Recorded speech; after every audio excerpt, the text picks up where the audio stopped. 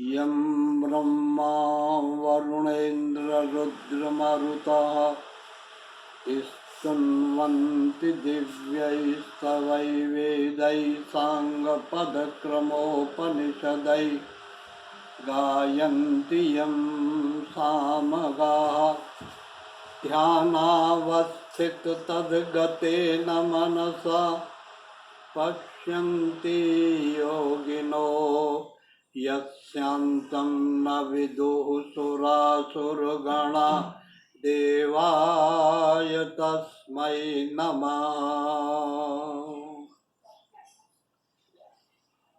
आज होली का पावन पर्व आप मना करके चुके हैं और बड़ा सुंदर ब्रज का रसिया भी गाया गया।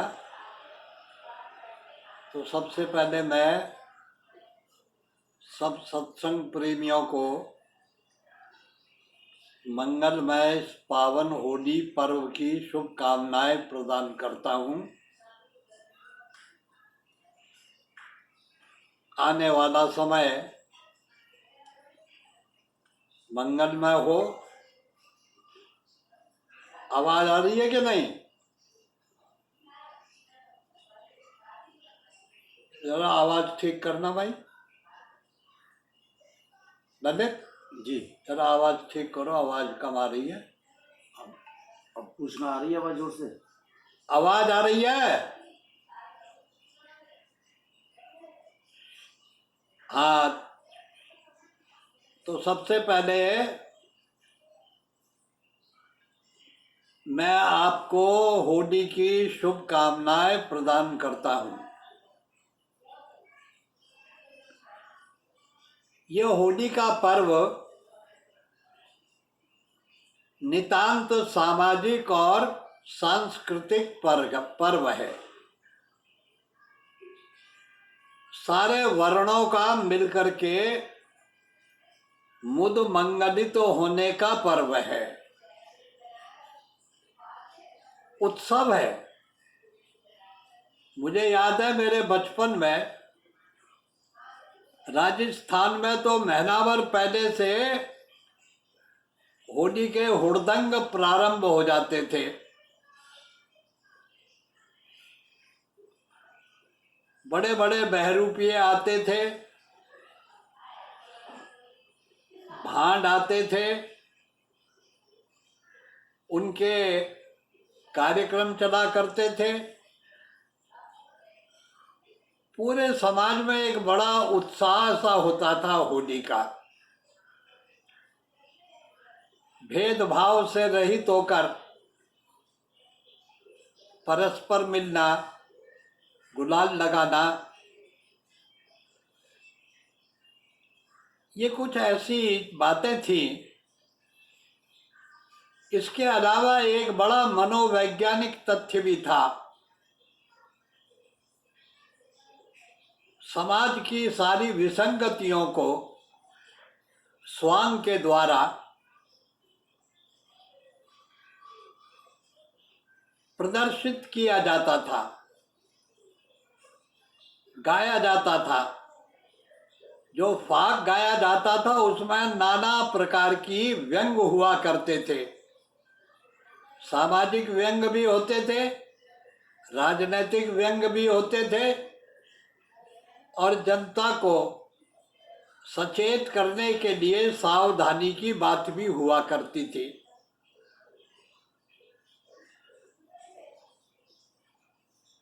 भारतवर्ष में स्वतंत्रता का आंदोलन चल रहा था। आजादी की लहर चारों तरफ थी, उसका भी प्रभाव था। होली के माध्यम से कैसे गांधीवाद का, गांधी विचार का, भारत की आजादी का प्रसंग भी चला करता था, ये भी हमने देखा।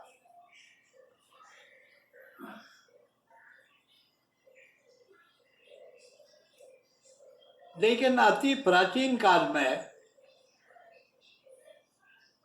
हमको हमारे इतिहास में, वांग्मय में होली के वर्तमान रूप का कोई न तो उदाहरण मिलता है न लक्षण मिलता है। एक बात अवश्य मिलती है, नवश्रेष्ठी संवत कहलाता था। नए नाज के आने पर सामूहिक यज्ञ करके अन्न की बादियों को, नवान्न को हवि देकर, कृषि प्रधान देश था, लिहाजा उत्सव मनाया जाता था कि हमारी कृषि सफल हुई, हमारी फसलें परिपूर्ण हो गई, हमारे खेत और खलियान भरे हुए हैं, न पशुओं को भूसे की कमी है, न मनुष्यों को अन्न की कमी है। लिहाजा नए अन्न को खाने से पूर्व देवताओं को अर्पित करना, अग्नि को अर्पित करना, ये ही होली का जमने वाला रूपक था। कालांतर में पौराणिक कथाओं में प्रहलाद जी का प्रसंग इस कहानी के साथ जुड़ गया। जैसा कि माइथोलॉजिकल स्टोरीज में होता है, ऐसे ही पौराणिक कथाएं भी इसके साथ जुड़ती चली गईं। पर मुख्य बात एक है, ये उत्सव था प्रसन्न होने का, दूसरे को प्रसन्न करने का, खुद मस्ती मनाने का और दूसरों को भी आनंदित करने का था। होली की जो आत्मा है, मुद मंगल मूल है। समाज का मंगल हो, हर व्यक्ति प्रमुदित हो, प्रसन्न हो, और जितने भी रंग भावों के हमारे हृदय में जन्म लेते हैं, उन सारे रंगों का किस प्रकार से प्रस्फुरण हो हमारे जीवन में, गीत से, संगीत से, प्रहसन से, हंसी मजाक से, व्यंग से, समाज में एक दूसरे को किस प्रकार से ठिठोली होकर के होली होती थी, ये आपने भी देखा होगा, ये मैंने भी अपने बाल्यकाल के अंदर देखा है।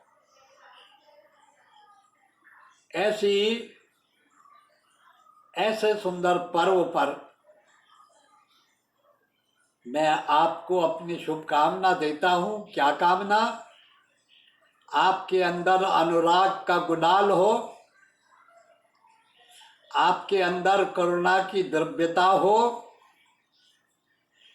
आपके अंदर पावनता और पवित्रता सुगंध की तरह हो, और पूरा जीवन खिले हुए फूल की तरह से विकसित होने वाला हो। ऐसी शुभकामना होली पर मैं अपने सब सत्संग प्रेमियों को अर्पित करता हूँ। मैं सोच रहा था कि गीता पर कोई चर्चा शुरू करेंगे। सबसे पहली बात तो मैं ये निवेदन करूं, गीता धर्म पुस्तक नहीं है। ये इस प्रकार की किताब नहीं है जैसे कुरान मजीद है। ये बाइबल की तरह भी नहीं है। ये रामायण की तरह कोई काव्य भी नहीं है। इसमें न कोई कहानी है न किस्से हैं। घटनाएं जीवन में कैसे घटित होते होते एक ऐसे मुकाम पर जब आ जाती हैं कि उन घटनाओं में बंधा हुआ नायक किम कर्तव्य विमूढ़ हो जाता है, निर्णय नहीं कर पाता है, अनिश्चय की स्थिति में आ जाता है, अशांत हो जाता है, व्याकुल हो जाता है और अपने आप को इतना भुला देता है कि युद्ध क्षेत्र में गांडीवम संस्कृते हस्तात्, अर्जुन कहते हैं कि हे कृष्ण, मेरे हाथ से गांडीव छूट गया है, मैं युद्ध नहीं करूंगा। भैक्षमपीह लोके, अरे अपने पेट को पालने के लिए मैं भीख भी मांग लूंगा, लेकिन इस विषम परिस्थिति के अंदर मैं बिल्कुल विमूढ़ हो गया हूं, कर्तव्यहीन हो गया हूं। तो तुम मेरे मित्र हो, गुरु हो, मैं तुम्हारा शिष्यत्व ग्रहण करता हूं, अब आप मेरे को मार्गदर्शन करो। श्रीमद् भगवद गीता का प्रारंभ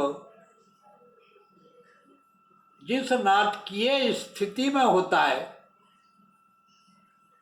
वो दृश्य हमें बताता है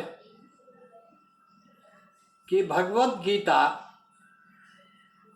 धर्म की पुस्तक नहीं, हमारी चेतना की स्थिति का वर्णन करती है।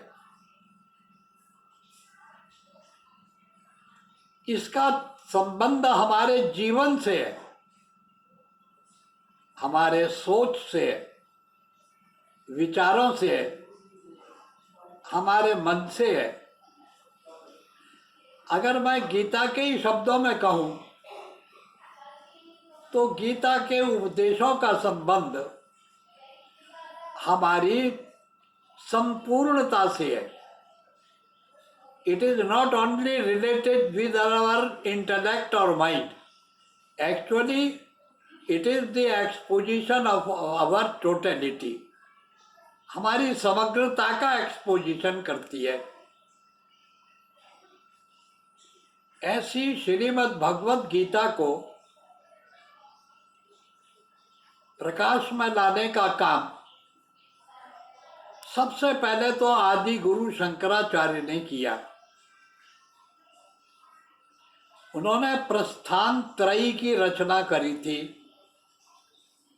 प्रस्थान त्रयी में ब्रह्म सूत्र की व्याख्या थी, उपनिषद थे और गीता देवी। जिस प्रकार से बौद्धों के क्षेत्र में त्रिपिटक नाम के ग्रंथ थे, उसी प्रकार से स्वामी शंकराचार्य जी ने ये 3 ग्रंथ हमारे सामने रखे, उपनिषद, ब्रह्मसूत्र और श्रीमद् भगवद गीता। लिहाजा श्रीमद् भगवद गीता को धर्म ग्रंथ कहना तो बिल्कुल ही अप्रासंगिक है, इररिलेवेंट है। इसका धर्म से तात्पर्य नहीं है, इसका तात्पर्य किसी विश्वास से नहीं है, ये किसी सिद्धांत को निर्धारित नहीं करती, ये तो सोचने का एक मार्ग देती है, सोचने का तरीका देती है। कितने एंगल हो सकते हैं आपके सोचने के, किसी भी घटना को समझने का और मूल्यांकन करने का केवल एक ही तरीका नहीं होता है। किसी भी घटना को उसकी समग्रता में देखने के लिए एक विशद और व्यापक मानसिक स्थिति की आवश्यकता होती है। तो गीता हमारे बौद्धिक क्षितिज का विस्तार करती है, हमारे मन के संकुचन को, हमारे मन की संकीर्णता को, हमारे मन की तुच्छता को ये सामने रखती है। ये बुद्धि की विशालता की व्याख्या करती है और आत्मा की अनंतता की असीम की ओर ले जाने का प्रयत्न करती है। लेकिन मैं आपसे निवेदन करूं, एक अच्छी चीज, एक अच्छा इंस्ट्रूमेंट अगर अकुशल आदमी के हाथ में आ जाए तो a bad workman quarrel with his tools, वो उसके लिए नुकसान देने वाला हो जाता है। ये श्रीमद् भगवत गीता न तो राज्य तंत्र के समझने की चीज है, न ये राजनेताओं के समझने की चीज है। ये श्रीमद् भगवत गीता को समझने का अधिकार उन सबको है जो अपने जीवन का विकास करना चाहते हैं, जीवन की उन्नति करना चाहते हैं। तो मैंने सोचा था कि श्रीमद् भगवत गीता के स्थित प्रज्ञ दर्शन पर थोड़ा विचार किया जाए। और मेरा तो ऐसा मान्यता बन रही है, ये जितनी भी राजनीति की पार्टी के नेता हैं, इनको बैठा करके पढ़ाया जाए, इनको बताया जाए कि जब तक तुम स्थित प्रज्ञ नहीं होगे, तुम्हारी प्रज्ञाएं जब तक स्थिर नहीं होगी, तो तुम्हारी बुद्धि से बनने वाली नीतियां कभी भी देश के अंदर स्थिरता नहीं ला पाएंगी। इन नेताओं के लिए स्कूल खुलने चाहिए, वहां इनको स्थित प्रज्ञ दर्शन पढ़ाना चाहिए। अभी मैंने कल आज ही के अखबार में आया था, टीवी पे भी आ रहा था, गुजरात में स्कूलों में गीता को कंपलसरी बना रहे।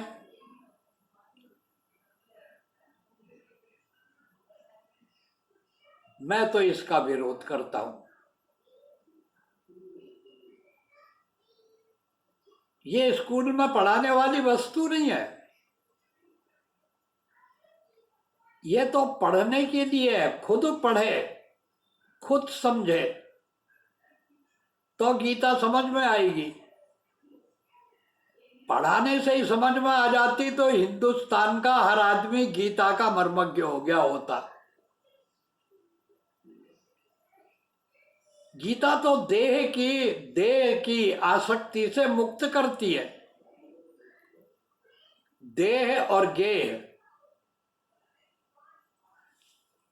नेम एंड बॉडी, इन दोनों की गुलामी से मुक्त करने का मार्ग है गीता। अपनी पहचान को, जो बिल्कुल अशुद्ध है, जो हमने बनाई है, जो पहचान निसर्ग की नहीं है, कुदरत की नहीं है, हमारी बनाई हुई है, उस पहचान से हमको हटाकर जो हमारे को हमारी पहचान देती है, आत्मबोध कराती है, ऐसा अद्भुत ग्रंथ गीता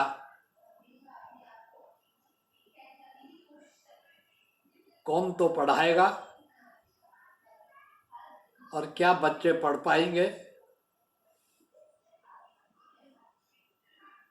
ये पढ़ाने की वस्तु नहीं है। राजनीति के हाथ में गीता जैसा ग्रंथ अगर चला जाएगा तो ये गीता का भी छीछा लिदरी कर देंगे। जरा कृपा करो, ये किताबें तो आप उन्हीं लोगों को रहने दो जो इसके लिए पात्र हैं।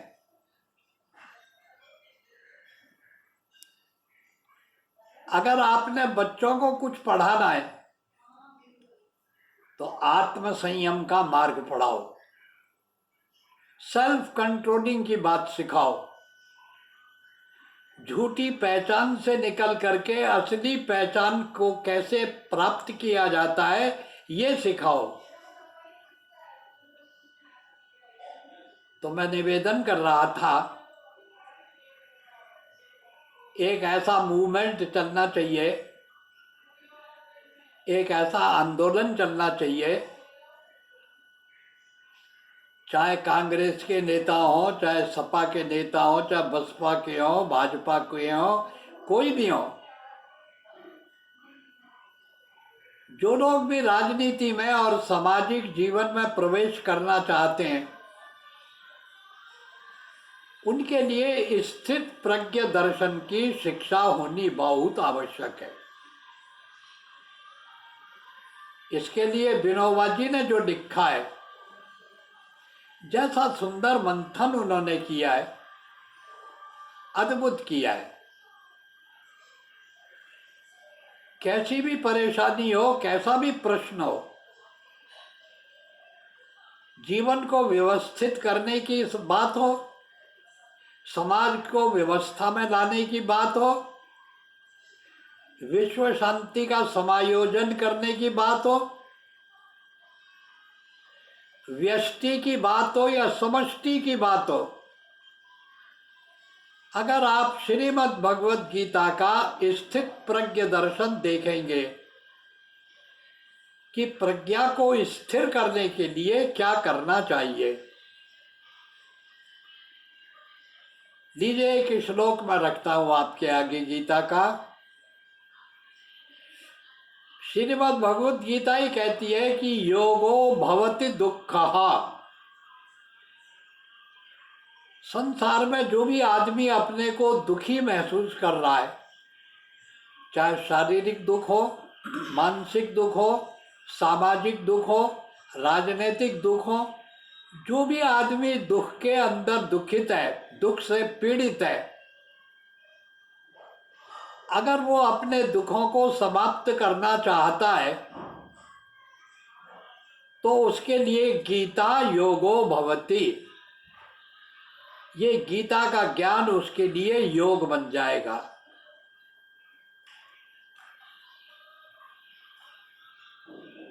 यह एक प्रश्न होता है, इस प्रश्न के द्वारा गीता हमें क्या कहना चाहती है। आइए मैं आपके आगे वो श्लोक रखूं, जरा गौर से सुनिए। भगवान कहते हैं, अर्जुन अगर तू ये चाहता है कि तेरे जीवन में न तो शरीर का कोई दुख हो, न मन का दुख हो, न तेरे चित्त में दुख हो, न तेरे विचारों में दुख हो, तेरे परिवेश में, तेरे चतुर्दिक, तेरे वातावरण में, तो जिस समाज या समूह का अंग है, जिस परिवार का अंग है, उसमें भी कोई दुख ना हो, ऐसे दुख को नष्ट करने वाला अगर योग तू जानना चाहता है तो जान।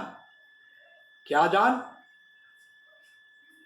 तो सबसे पहली बात कही है, युक्ताहार विहारस्य युक्ता कर्मस्य चेष्टसु युक्त स्वप्नावबोधस्य योगो भवति दुःखः। हे अर्जुन, एक बात तो बता, जैसे तुम अपने घर के दरवाजे में अपना घर बनाते हो, कैसी चौखट लगाते हो, कितने बढ़िया मजबूत किलेबंदी करते हो, धूल का कण भी ना आए, पॉल्यूशन ना आए, तो एयर टाइट शीशे भी लगा देते हो, कोई घुस ना जाए, अनधिकार कोई अंदर ना आ जाए, सुरक्षा का पूरा इंतजाम आप मकान में पहले करते हो।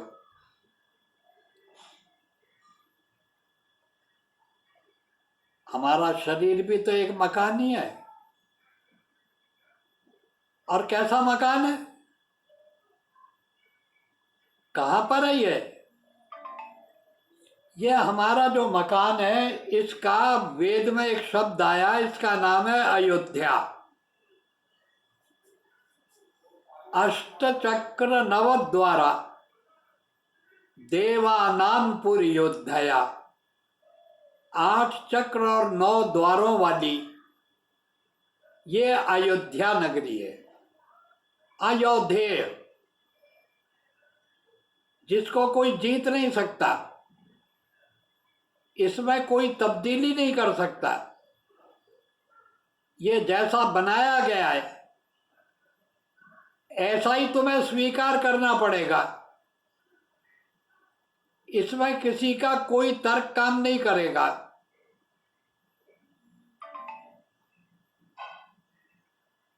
ऐसी देवताओं की नगरी है जिसका नाम अयोध्या है, जिसको शरीर कहते हैं।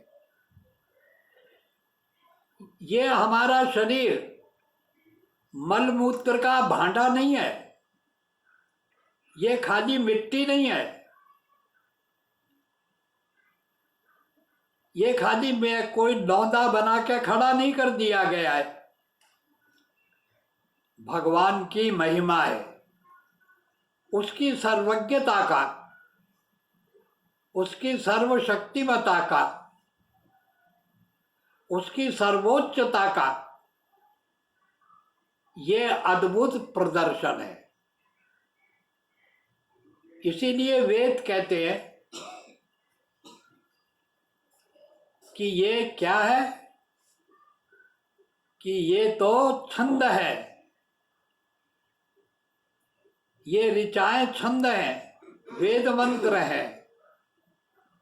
ये शरीर भी एक प्रकार का वेद मंत्र है। कितना पावन और पवित्र बनाया है,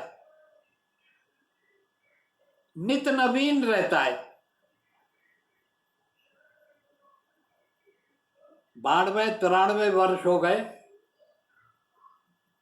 जब भी शीशे में अपना चेहरा देखता हूं तो नया ही लगता है। मैं अपने कुर्तों से ऊब गया, कपड़ों से ऊब गया, हर चीज बदलता रहा, पर कभी मेरे दिमाग में ये बात नहीं आई कि मैं इस चेहरे को देखते देखते ऊब गया हूं, कि इसमें तब्दीली हो जाए। नित नूतन है, नित नव्य है।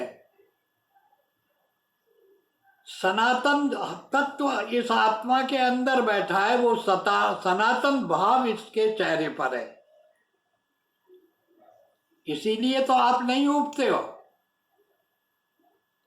और आपसे बढ़कर सुंदर कौन है कोई सुंदर? सबसे सुंदर आप हैं, नित नव्य है, नित नवीन है। इसलिए नहीं कि आपके शरीर की क्वालिटी है, इसलिए क्योंकि वो सनातन तत्व आपके अंदर बैठा हुआ है। ऐसा पावन पवित्र हमारा ये शरीर है। 9 दरवाजे हैं, 9 के 9 दरवाजे खुले हुए हैं। आवागमन का सारा रास्ता बना हुआ है। श्रीमद् भगवत गीता कहती है कि हमारे शरीर का मैकेनिज्म इस किस्म का है, जब तक हम नहीं चाहेंगे तो हमें नहीं दिखेगा, चाहेंगे तभी हम देखेंगे, चाहेंगे तभी सुनेंगे। शब्द गूंजते रहे, बातें होती रहे, लेकिन हम नहीं सुन रहे। सामने सब कुछ दिख रहा है पर हम नहीं देख रहे, क्योंकि हमने इच्छा का लॉकअप करा हुआ है। इच्छा ही नहीं है, सुनने की नहीं है और देखने की नहीं है। जिनकी इच्छा शक्ति इतनी नियंत्रित हो जाती है, इतनी कंट्रोल्ड होती है कि वो चाहे तो देखे, चाहे तो सुने, चाहे तो स्वाद ले, चाहे तो न दे। ऐसा नियंत्रण अगर हो जाए तो जरा कल्पना तो करिए आपकी और हमारे व्यक्तित्व में कितनी विराटता आ जाएगी। क्या हो जाएंगे हम? अद्भुत हो जाएंगे, सुपरमैन हो जाएंगे, मैन डिवाइन हो जाएंगे, सुपरमैन हो जाएंगे। इसलिए भगवान गीता में कहते हैं युक्त आहार। कोई भी चीज मुंह में डालने से पहले जरा देख तो लो, क्या खा रहे हो, क्यों खा रहे हो, जो तुम खा रहे हो इसका परिणाम क्या होगा, जो तुम देख रहे हो ये क्या है।